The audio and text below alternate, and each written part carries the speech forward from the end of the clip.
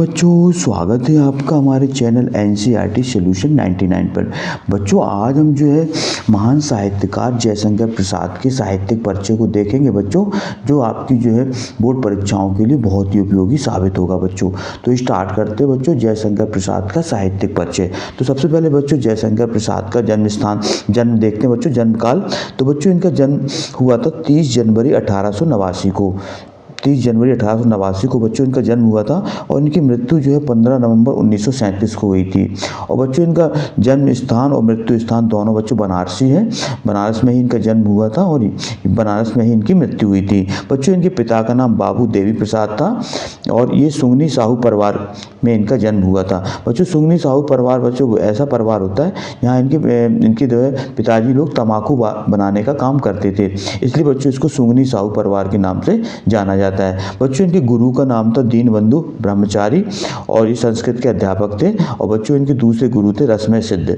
तो बच्चों इनके दो गुरु थे, दीनबंधु ब्रह्मचारी, ये बच्चों संस्कृत के अध्यापक थे, इन्हीं से इन्होंने संस्कृत सीखी थी बच्चों। और दूसरे गुरु थे रसमय सिद्ध। इसके बाद बच्चों इनके उपनाम देखते हैं कौन कौन से उपनाम थे। तो बच्चों इनका उपनाम था कलाधर, जो ब्रजभाषा काव्य का उपनाम है। बच्चों जो ब्रजभाषा काव्य में इन्होंने जो लिखा है उसमें कलाधर उपनाम से लिखा करते थे। दूसरा बच्चों इन्हें छायावाद का ब्रह्मा के नाम से भी जाना जाता है। तीसरा इनका जो महत्वपूर्ण नाम था वो झारखंडी है और ये बाल अवस्था का नाम है, इनके बचपन का नाम है बच्चों झारखंडी। इस तरह इनके बच्चों 3 नाम है, कलाधर, छायावाद के ब्रह्मा और झारखंडी के नाम से जाने जाते हैं। इसके बाद बच्चों इन्होंने संपादन किया था एक पत्रिका का, इस पत्रिका का नाम बच्चों इंदू पत्रिका का संपादन किया था बच्चों इन्होंने 1909 में इंदू पत्रिका का संपादन किया था बच्चों अंबिका दत्त गुप्त के साथ। तो बच्चों आपको ये भी याद रखना है कि जो इन्होंने एकमात्र पत्रिका इंदू का संपादन किया था अंबिका दत्त गुप्त के साथ और ये किया था बच्चों 1909 में। इसके बाद बच्चों इनकी प्रथम कविता देखते हैं। इनकी बच्चों प्रथम कविता है सावन पंचक है, जो 1906 में प्रकाशित हुई बच्चों कलाधर नाम से। किस नाम से बच्चों? कलाधर नाम से। प्रथम छायावादी कविता है बच्चों इनकी प्रथम प्रभात है, जो बच्चों इनके कानन कुसुम में संकलित है। इनके काव्य संग्रह कानन कुसुम में संकलित है और बच्चों कविता का नाम है प्रथम प्रभात। अब बच्चों पुस्तक के रूप में इनकी प्रथम रचना जो निकली थी उसका नाम बच्चों उर्वशी। और ये चंपू काव्य बच्चों, चंपू काव्य इसका प्रकाशन वर्ष है बच्चों 1909।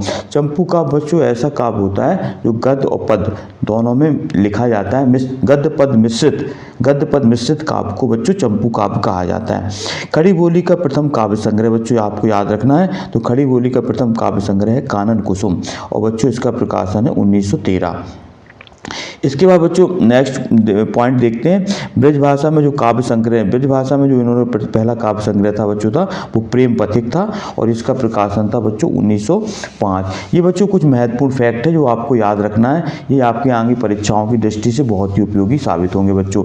इसके बाद है खड़ी बोल, इसका छायावादी काव्य संग्रह बच्चों, इनका जो है छायावादी काव्य संग्रह झरना है 1918 में प्रकाशित हुआ था बच्चों। और इसी 1918 से ही बच्चों छायावाद का आरंभ माना जाता है। तो और 1900 आपको याद रखना कि झरना का प्रकाशन वर्ष 1918 है।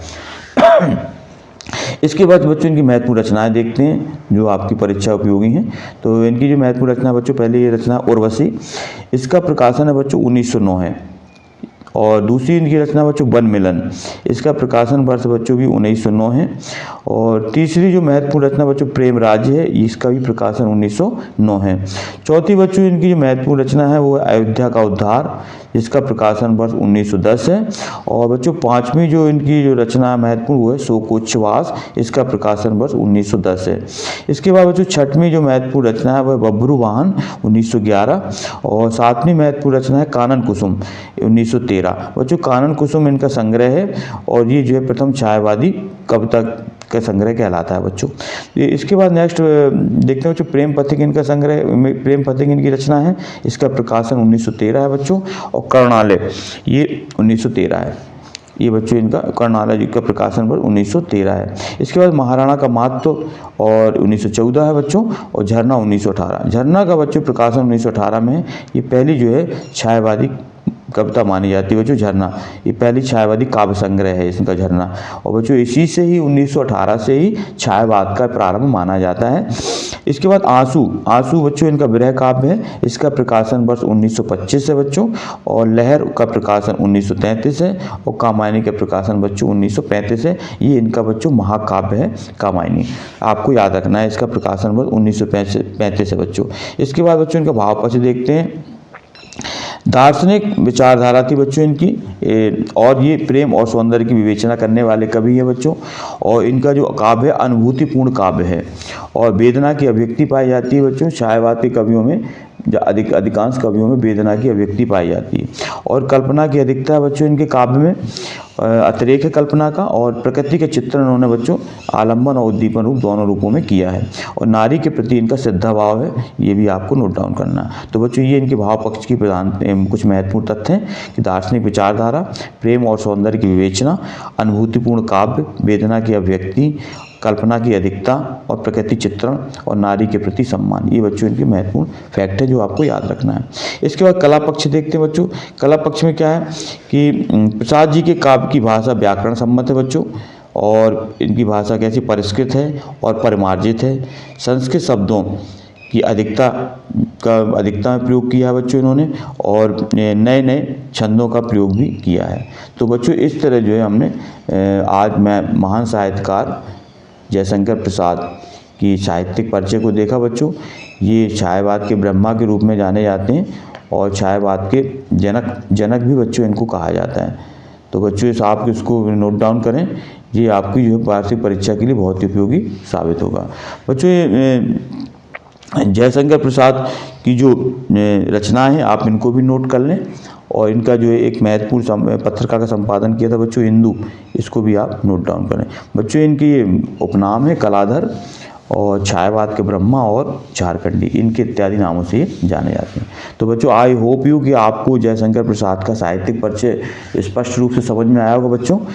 आप से आग्रह है कि आप हमारे चैनल को बच्चों सब्सक्राइब कर दें, लाइक कर दें और ज़्यादा से ज़्यादा लोगों को शेयर कर दें। बच्चों आपका एक सब्सक्राइब और एक लाइक हमें नया मोटिवेशन देता है। इसी तरह बच्चों हम रोज़ नए नए वीडियो लेकर आते रहेंगे बच्चों। तब तक के लिए बच्चों जय हिंद, जय भारत बच्चों।